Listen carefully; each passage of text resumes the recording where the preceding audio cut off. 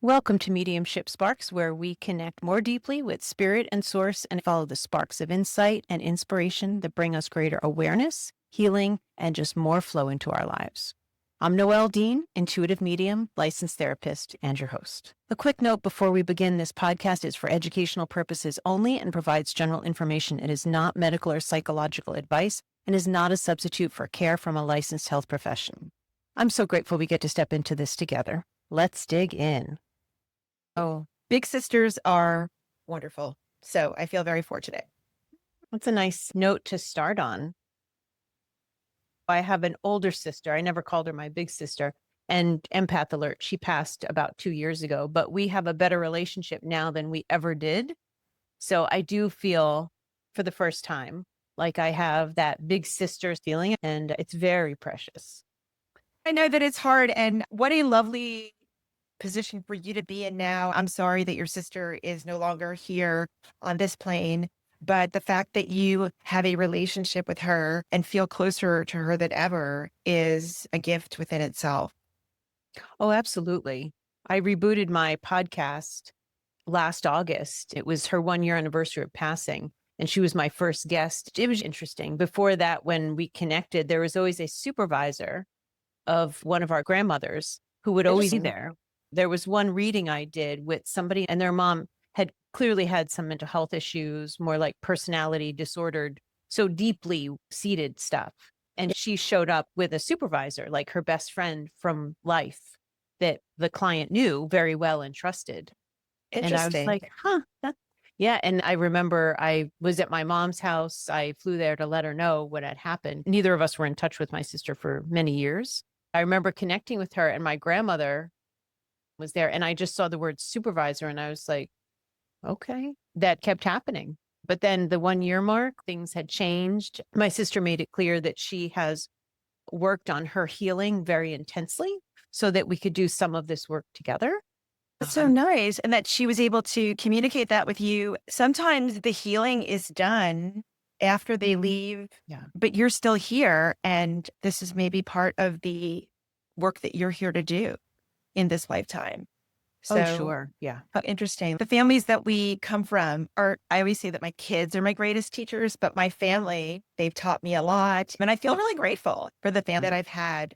We all have our complaints, but that expression, if you had the chance to exchange your life and your problems with somebody else's, snap yours back up in a heartbeat because I know how to deal with the crazy that I grew up with. I'm trained now. So I'm noticing your book behind you. Oh, yeah. Can you tell me a little bit about your book? Sure. My book is called The Way Within: Igniting Your Intuition Using Sacred Tools. I have many sacred tools that I work with, but this book is about three. One of them is tarot, which I always joke around that I speak two languages, English and tarot. And sometimes I'm better at tarot than I am at English. Now, numerology, which is woven into the tarot and it's woven into life in general, and charms. So charms are my own personal system. I felt very compelled to write this book. And I have clients that have always said to me, you should write a book on tarot. I'm like, you know what? There are so many books on tarot, and there are so many books telling you this card means this, card means that. I said, you know what? I really do not feel that the world needs another book telling you what the cards mean. And I always have said to my little metaphorical fan club that has been encouraging me to write a book, I said, you know what? If I do feel that there is something missing that the world does need, I will step up. Right after COVID, I needed to write a book. It's funny, like when I get these feelings, do you ever stand in the ocean and a wave comes up from behind you, and this wave is so strong, it could push you down. Sometimes it does push you down. That is the only way that I can describe it. This has been a feeling that I've had, not only in writing my book, but it becomes so overwhelming, like the push from behind, that I have no choice but to step forward or be pushed over. So that was the impetus that began my book. I wrote the book that I felt that I would have really appreciated maybe 30 years ago. I told my story and I gently introduce these three divination tools. I try to weave them together, and that's what I do with my work. I weave my work together. So I don't believe that tarot stands alone, that numerology stands alone, that astrology, that charms, that palm reading, intuition, none of these things stand alone. How I read very often and how I work with people is I start looking for patterns. So I have this story that as in New York City, eagles are not a common sighting here in New York City. Maybe like a year ago or so, I was walking to Central Park, walking my dog, and a person was coming out of the park and they're like, oh my God, you're not going to believe it. There's an eagle in the tree. And so I didn't know who this person was, but we were like, really? There's an eagle? So we both went, we looked at it. I'm like, wow, that's really cool. And so then after I was walking back, I passed by a magazine stand. And on the front of the magazine, on front and center in the magazine stand, was an eagle. I'm like, okay. And then on my walks further, I passed by the library and they have put books out in front, like in the window, sometimes in the library. And there was something that had the word eagle on it. And I said, that is so weird. In one day, the eagle theme has showed up for me 3 times. But a normal day, eagles don't even make the top 10. I just feel like it's just not a thing. So that to me was like, okay, what does an eagle mean to me? Let's think about the symbolism and let's think about the energy and let's think about the message. Maybe I'm getting a message here. So that is what I call a pattern. When you see Okay. something or hear something or notice it, it happens not once, not twice, but repeatedly. It's like if somebody read a great book and they're like, oh my God, I read this great book. You have to check it out. And I'm like, oh, let me write that down. And then I talk to somebody like maybe in the next day, I read this great book. And I'm like, that's weird. That's the same. So when I start to hear things again and again, and this shows up also with clients in readings, in coaching, in whatever way that I am working, I do retreats and I speak. Sometimes a topic will come up and people will, can you speak on this topic? And very often that topic is intuition. It's usually when I start with a client, I always say to them, what is your relationship with your intuition? Some people look at me like I have 3 heads. They have no idea what intuition is. I'm like, okay, now we're very beginner entry level here. I'll hear a story or experience that someone had that led them to not trust their intuition. I like to start out there. My intuition has been guiding me my whole life, and I trust it quite strongly.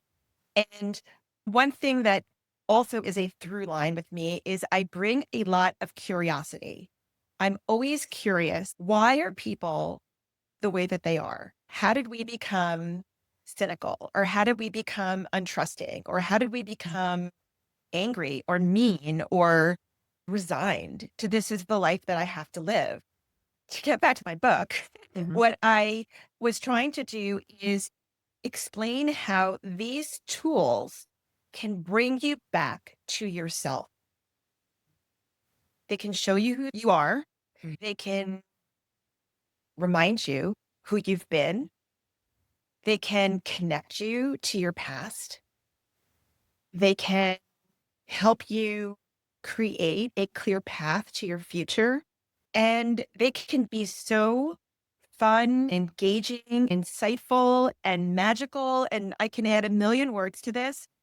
I have loved this arena my whole life. I can't remember a time when I've not been drawn to all things divination.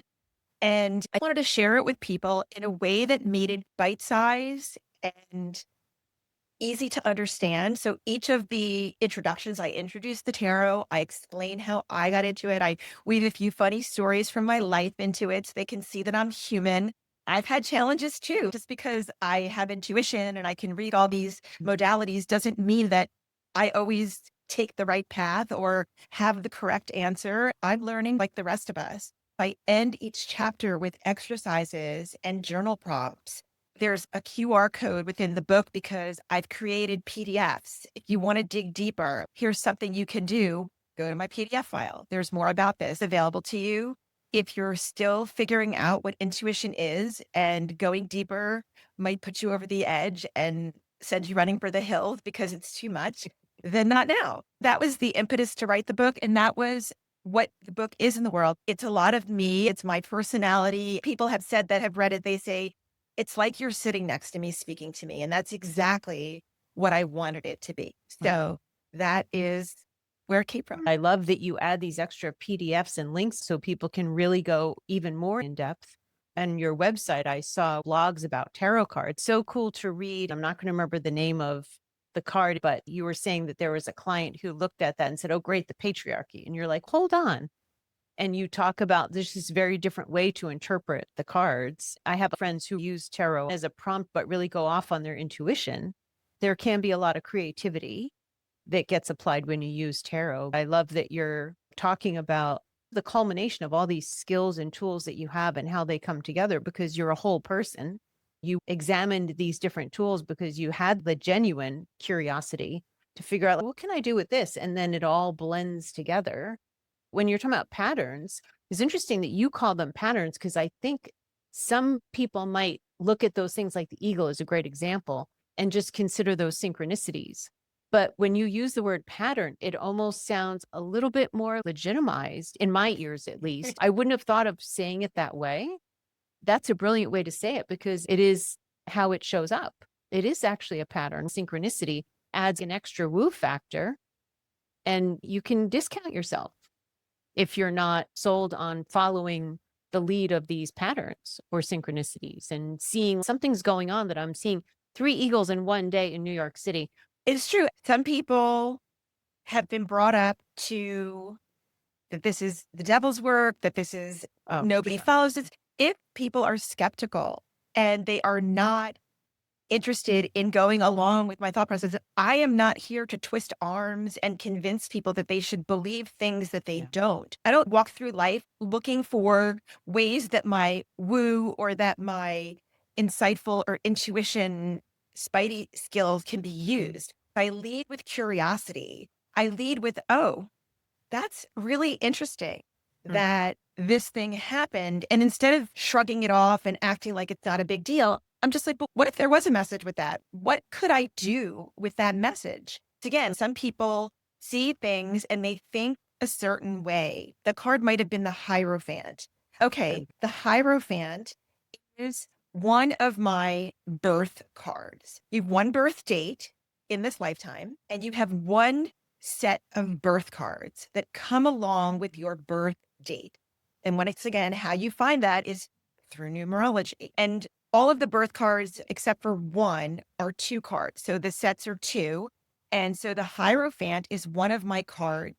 And it's funny because when I first started learning tarot, the Hierophant was one of the cards that I had a very hard time understanding.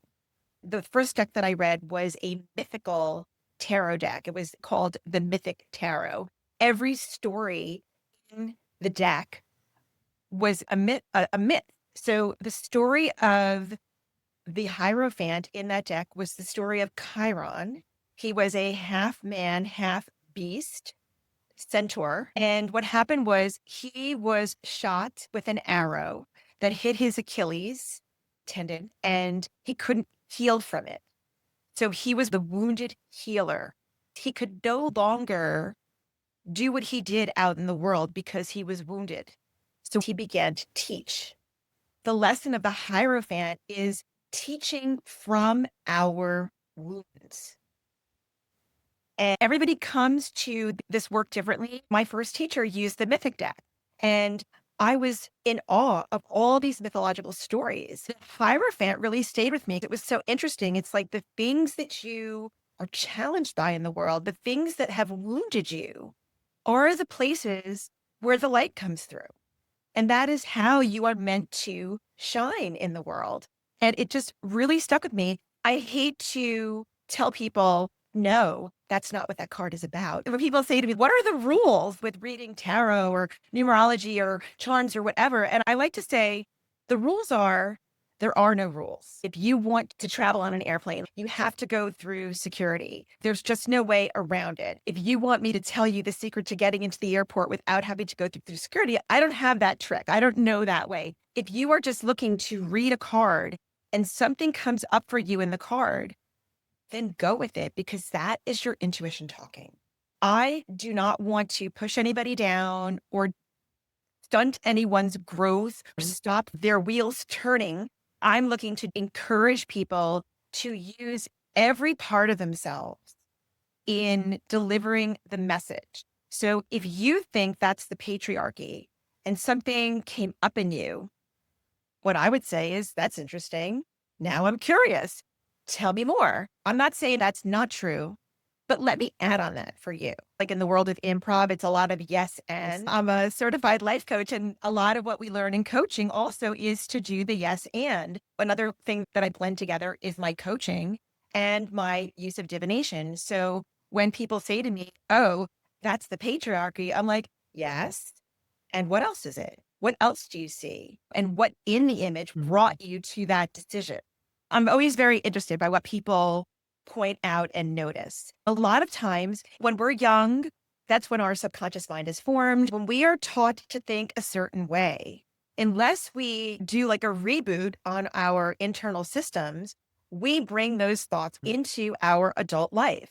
If you've always been taught that this is weird and that only a certain type of people get tarot readings or do this type of work, then when you show up, you're already on guard. You're already looking for ways to poke holes and to make a problem out of this. Sometimes when we first sit down together, people start pointing out all the negative things. And listen, that's an approach. Then my question is, how do you do this in other areas of your life as well? And what would happen if you opened yourself up to a new perspective? And it didn't have to be that way. What if what you think is true, but something else is true as well? It's possible for two things to be true at the same time. Or maybe the thought that you have is a little outdated. I could see why you would love coaching. Your I love natural coaching. curiosity, you're looking for insight, but really looking to inspire people to be more Yes. insightful about themselves. Yes. Yeah. And I know that's what you do with therapy also, because I am not here, even though people come to me for readings, my readings are not to give you an answer. I consider myself a storyteller also. My readings, I lay out the cards and I'm like, oh, here's a story. And this is what I see. This is the picture that I'm showing. And I just did a reading the other night and I could see that this woman who I was doing the reading for, she was going through a transition in her life and she was starting to set boundaries. And all of a sudden, she couldn't understand why a lot of the people that she thought were her tried and trues, that were her ride or dies, were all of a sudden not around as much. And I said, it sounds like you're drawing lines in the sand and you're setting boundaries with your life. And she's, I can't just keep doing for everybody all the time. I said, they think you can. I said, what happens is as we grow and we change and we shift, we begin to see things differently. And I'm not going to tell her, those people, you're a giver, they are takers. And very often the givers of the world are found by the takers of the world. And we need to set boundaries or else we'll just never get anything done. We were just talking it out. She said, you know what? I think that I need to shed the skin. I need to make them a part of an old story and I need to start a new story. And I'm like, I am all for this new story. It's not my job to be like, time for a new story. It has to come from the client or the querent or whoever is coming for coaching or a reading.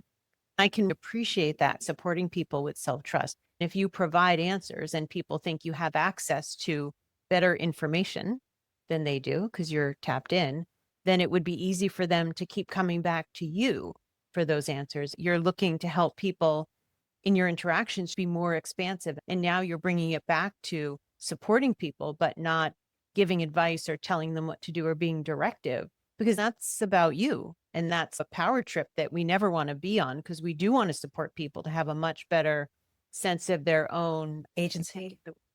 like compass, agency, and absolutely. Self-trust is in this work. It's at the heart of all of it, because if you don't have that, you can't do it. Not that I think anybody who's listening to this podcast is necessarily looking to do this kind of work. It might be that they have a fascination with this kind of work and they appreciate getting readings, and all of that is beautiful. But even with that, you have to bring your own self-trust and discernment to who you choose to interact with about this. 30 something years ago, I was very scammed by a psychic woman. I had no real sense of myself at that time in my life.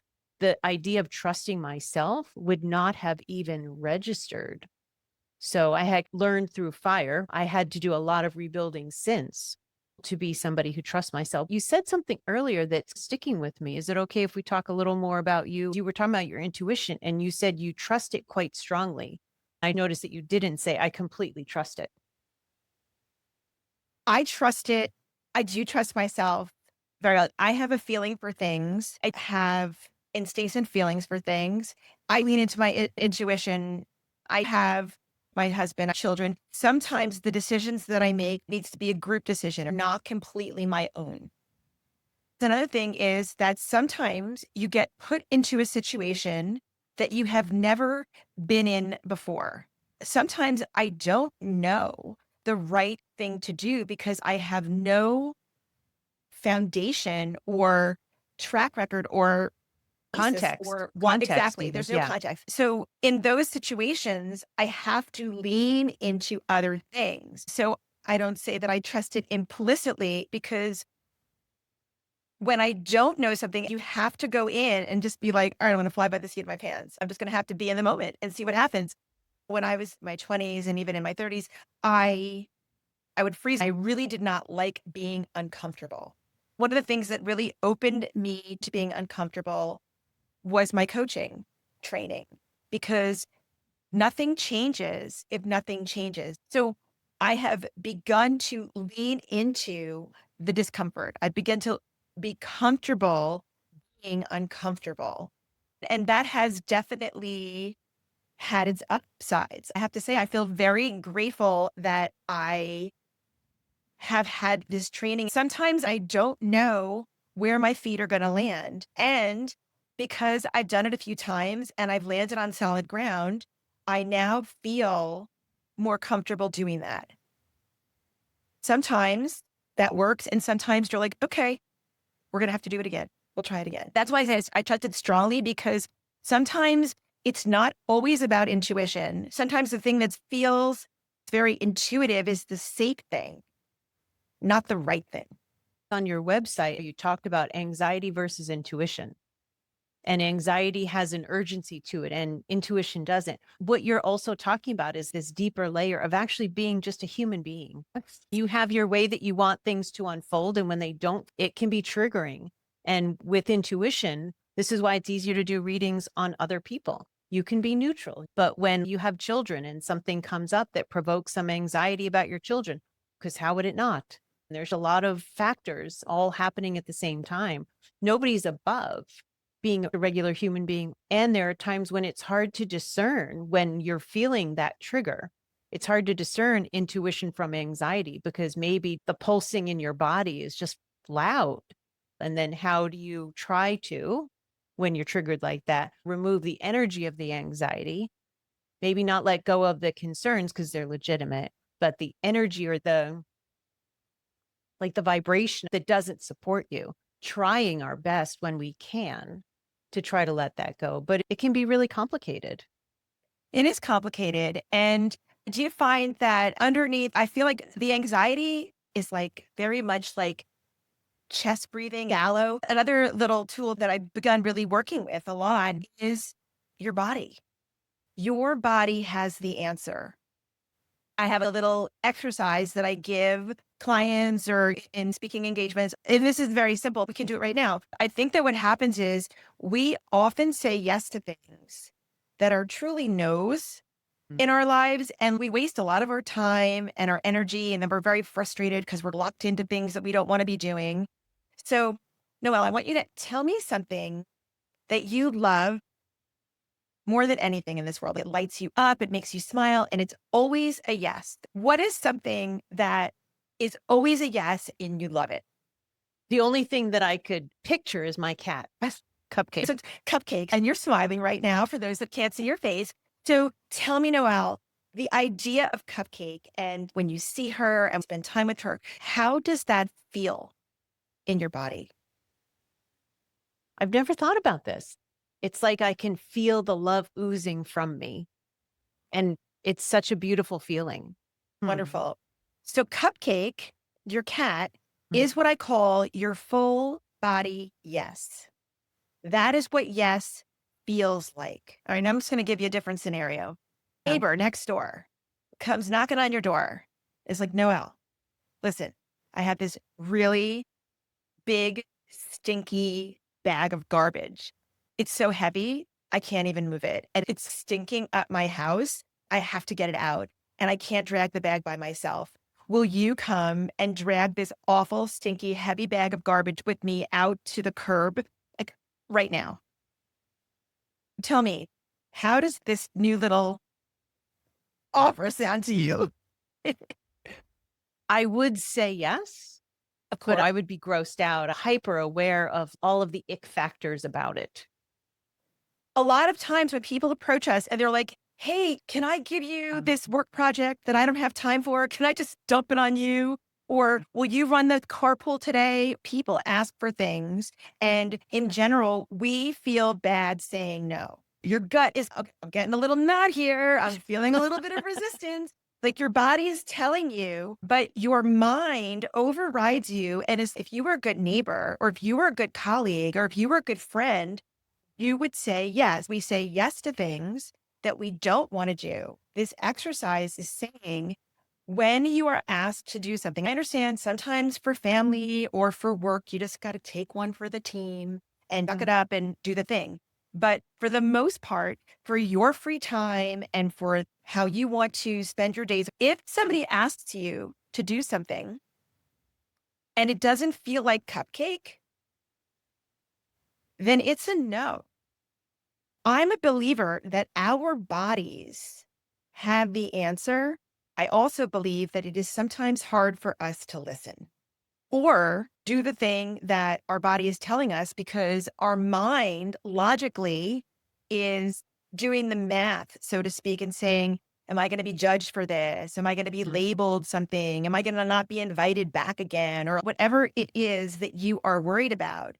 Think about how much time you spend saying yes to things that are actually no's. And what could you do with all that time and energy and focus if you had that time? I love this example. So, first of all, when you're talking about the neighbor thing, you're right. The pressure in my head of I want to be a good person is very loud. So, there's obligation versus freedom. So, if I was asked that question and if I was like, no obligation to do that, so I could say yes or no freely, then it would be a very different answer. I learned to use muscle testing where I ask the universe for a yes and a no. What is my yes? What is my no? And then I use that to discern answers to questions. Is it right for me to eat this, to go here? I was doing that with every decision. Hey, for you. It was, but what I've slowly realized and gotten some feedback about is that I am bypassing my own ability to make decisions, thinking I just want to be as connected as possible. That's why I'm doing this.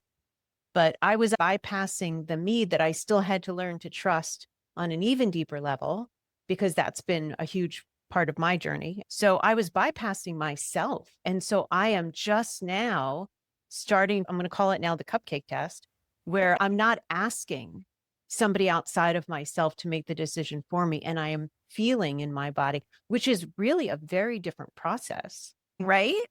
It's freeing, and it's also I'm bringing back to my own sense of self, like my own core of myself, which I didn't realize how separate I was. When I do readings, I always check in. Okay, am I getting this right? I'm asking the person in spirit or my client's spiritual team, hey, am I getting this right from you all?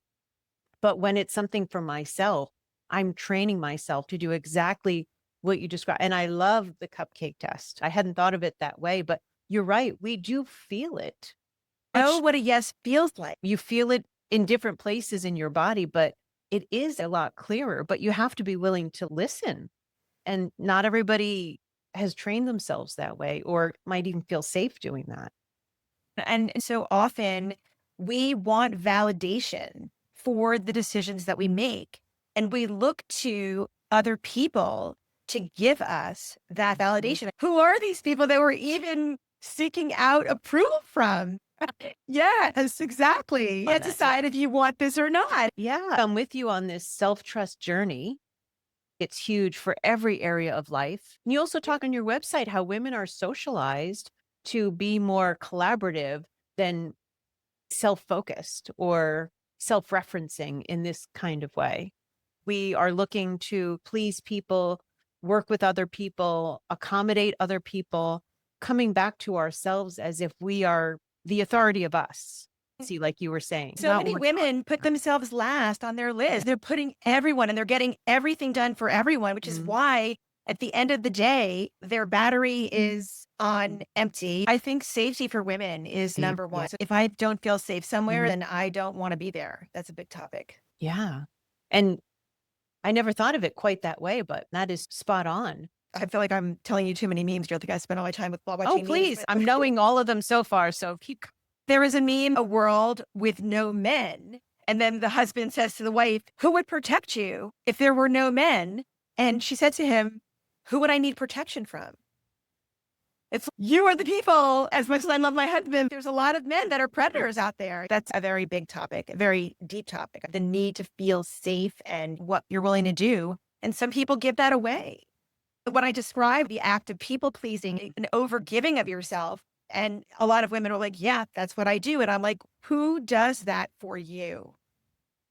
And then usually I get No. no Yeah. one. You're so busy filling everyone's cup Mhm. while your own cup sits empty. And that's why I want to empower women to set boundaries. Yes, it is nice to give. I understand not all relationships are going to be 50-50, but you shouldn't have a 90-10. And even if it's 90-10, like maybe somebody's going through a really hard time, it's a season. It shouldn't be like that all the time. It's hard for women more so than men to walk away. I feel like you're capturing the essence of your work, which is really supporting people coming back to themselves in a deep spiritual kind of cellular way. And you don't realize that you're as stuck in it as you are because we are really taught that and we're so reinforced for that. Men have their own stuff. This is our stuff.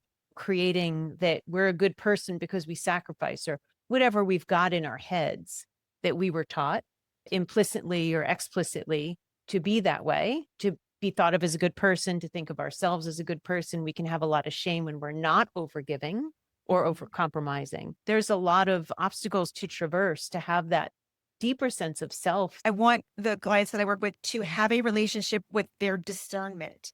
I want them to establish a connection or a relationship to intuition and Yeah. also to be able to move through the world with more confidence and more inner stability. Developing discernment means that we're not just listening to every intuitive nudge, but we're learning to filter and question and understand it in a grounded way. And this is empowering. So as you do this work, you feel stronger, you feel more empowered, and then you feel more confident in your decision making and how Yeah. you show up. And then you begin attracting that instead of the energy of giving it all away.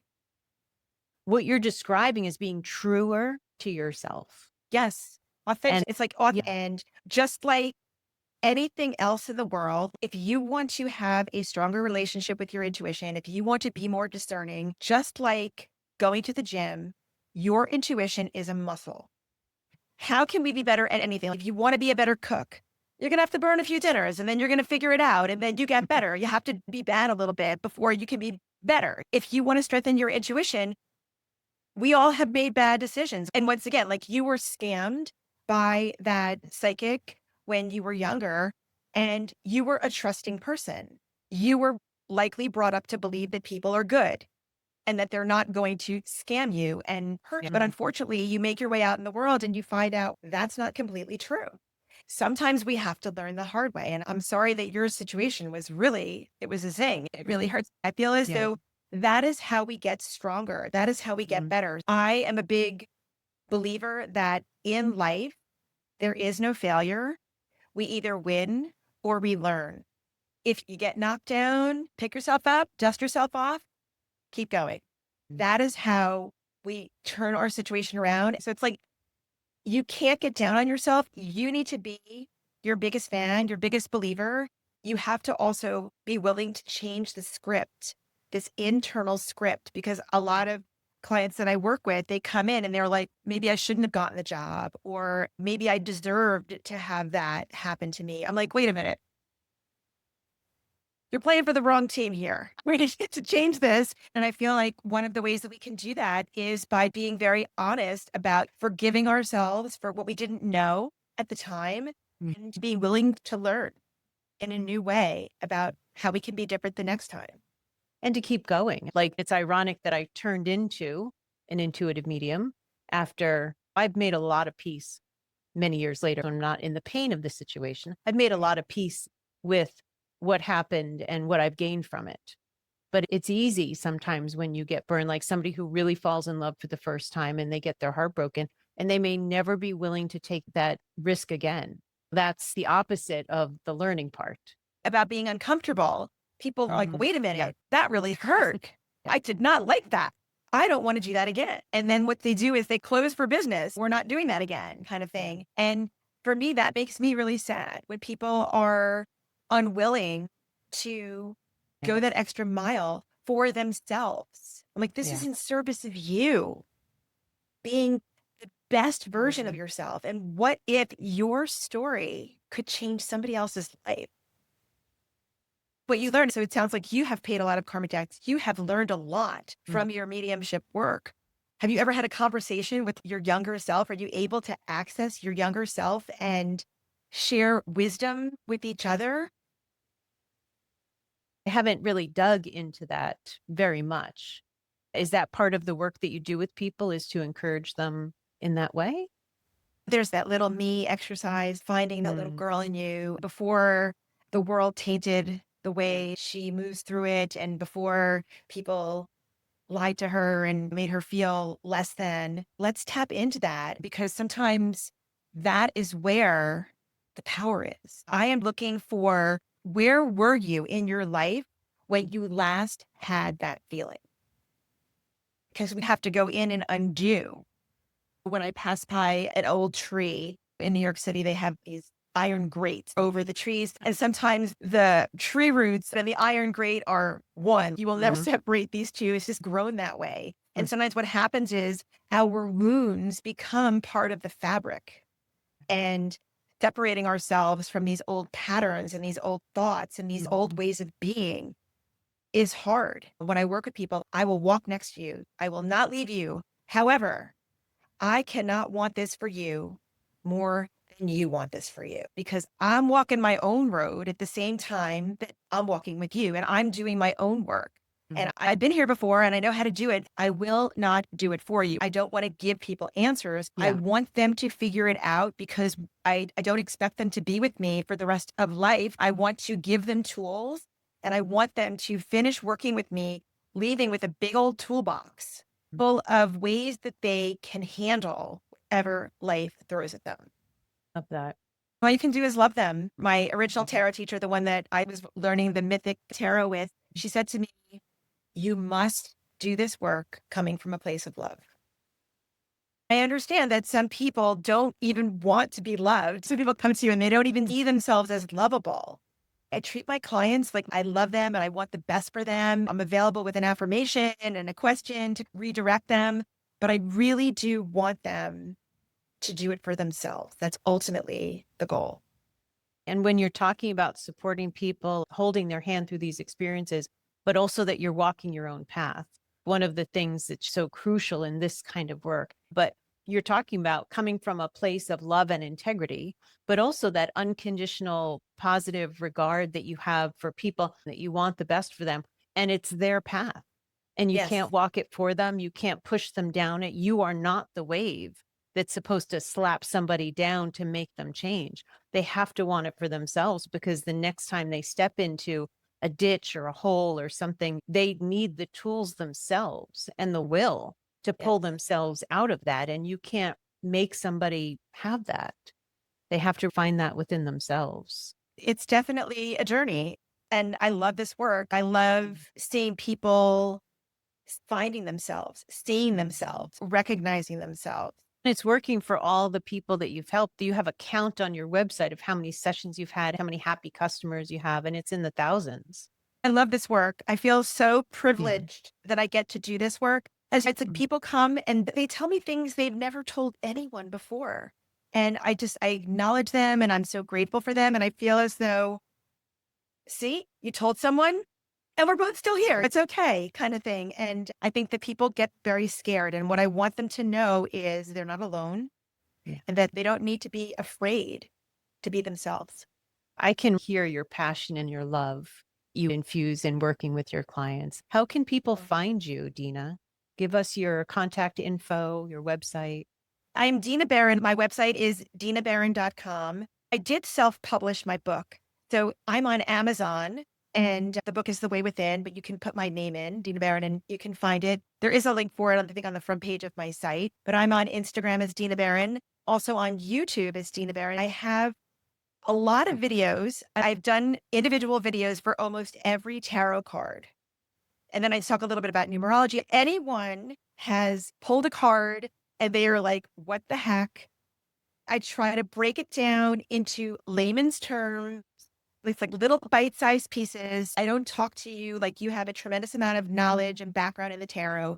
Maybe you just picked up the deck. I love it when people respond to me. You can email me, you can leave me a comment on YouTube. So that's where you can find me. And Berrin is spelled Berrin. I'll put the information in the show notes of how to reach you. You really are looking to help people dig into themselves, to come out this more authentic, genuine version of who they actually are. That's such a profound gift. Skilled excavator with your curiosity and your tools, high energy, high integrity, a true zest for helping people. If you're looking to feel more awakened, alive, engaged, and actually happy with yourself, check out Dina's website. Her last name is Berrin. See what feels right to you. If it feels right, reach out. Check out her YouTube videos, your explanation about tarot, keeping it simple for those of us that haven't learned that yet, but are interested in hearing more about it. It's been a real pleasure talking to you and just being in your energy. You have this great high vibration, but I'm not feeling run over by it. I'm sensitive to energy, so I would notice. Noelle, really pleasant. You are so lovely. I would love to just come and sit with you and talk longer. You are a lovely, warm, generous, gentle energy. I love it. Okay. Dina Berrin, thank you so much. It was a pleasure spending time with you. Check out Dina's work, and thank you for being here with us today. Thank you, Noelle. Thanks for spending this time with me on Mediumship Sparks. If this episode resonated with you, please like it, subscribe, rate, and certainly share it with somebody else who could benefit. If you're interested in any support I might be able to provide as you navigate your spiritual path, please feel free to check out my offerings at connectingwithnoelle.com and reach out at mediumshipsparkspodcast@gmail.com. Take good care of yourself, and I'll look forward to being with you again soon.